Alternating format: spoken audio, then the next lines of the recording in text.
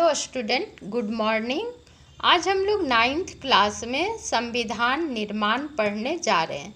इससे पहले बच्चों, मैं आप लोगों से एक बात कर रही हूँ कि आप लोग मेरा वीडियो जो मैं बनाती हूँ उसे लाइक भी कीजिए और सब्सक्राइब कर लीजिए, ताकि मैं अगला वीडियो जब भेजूँ तो उसका लिंक आप तक पहले पहुँच जाए।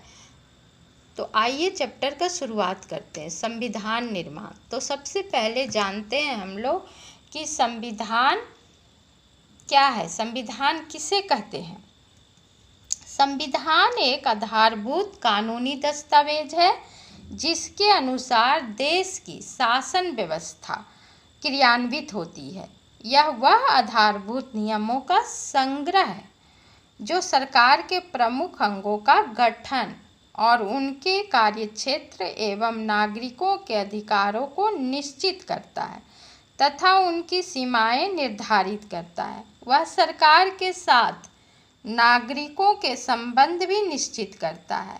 ऐसा कोई भी कानून नहीं बनाया जा सकता जो संविधान के अनुकूल ना हो। और भारत के संविधान का निर्माण एक संविधान सभा द्वारा किया गया था जिसकी स्थापना 1946 में की गई थी।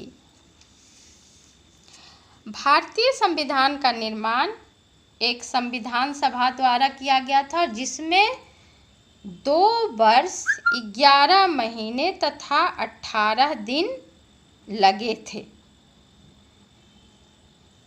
कितना समय लगा था? 2 वर्ष 11 महीना तथा 18 दिन। भारतीय संविधान जो है वो सबसे लंबा लिखित संविधान है, इसलिए इसे कठोर और लचीला दोनों कहा जाता है। ये सब हम लोग आगे चैप्टर में पढ़ेंगे। मैं अभी ऐसे ही आप लोगों को समझने के लिए थोड़ा सा हिंट दे देती हूँ। 395 अनुच्छेद हैं इसके, अब तो और भी जुड़ गए हैं। ये जब मूल रूप से जब ये बना था, जिस समय ये बना था संविधान, उस समय का मैं बता रही हूँ। 395 अनुच्छेद हैं इसमें। भारत का संविधान लिखित है, जबकि बहुत सारे ऐसे देश हैं जिनका संविधान अलिखित है, जैसे कि इंग्लैंड का संविधान जो है वो अलिखित है। भारतीय संविधान लिखने वाली सभा में 299 सदस्य थे, जिनके अध्यक्ष डॉक्टर राजेंद्र प्रसाद थे। संविधान सभा ने 26 नवंबर 1949 में अपना काम पूरा कर लिया था और 26 जनवरी 1950 को यह संविधान लागू हो गया था। इसी दिन के याद में हम हर वर्ष 26 जनवरी को गणतंत्र दिवस के रूप में मनाते हैं। भारतीय संविधान को पूर्ण रूप से तैयार करने में बच्चों 2 वर्ष 11 महीना और 18 दिन लगा था। इसका श्रेय सबसे ज़्यादा जाता है भीमराव अंबेडकर, यानी बाबा अंबेडकर को जाता है।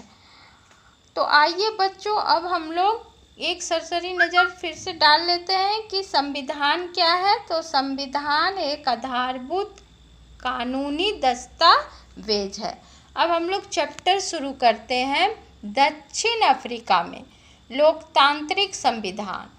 और ये दक्षिण अफ्रीका हाल के कुछ वर्षों में स्वतंत्र हुआ है, तो वहीं से हमारा चैप्टर शुरू हुआ है। और इसमें स्वतंत्रता दिलाने में सबसे बड़ा हाथ है नेल्सन मंडेला का। जैसे भारत में गांधी जी का नाम है, उसी तरह से दक्षिण अफ्रीका में नेल्सन मंडेला का नाम है। इन्होंने बहुत कष्ट और यातनाएं झेलकर दक्षिण अफ्रीका को आज़ाद कराया था।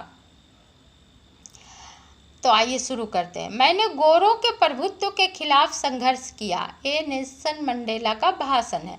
और मैंने ही अश्वेतों के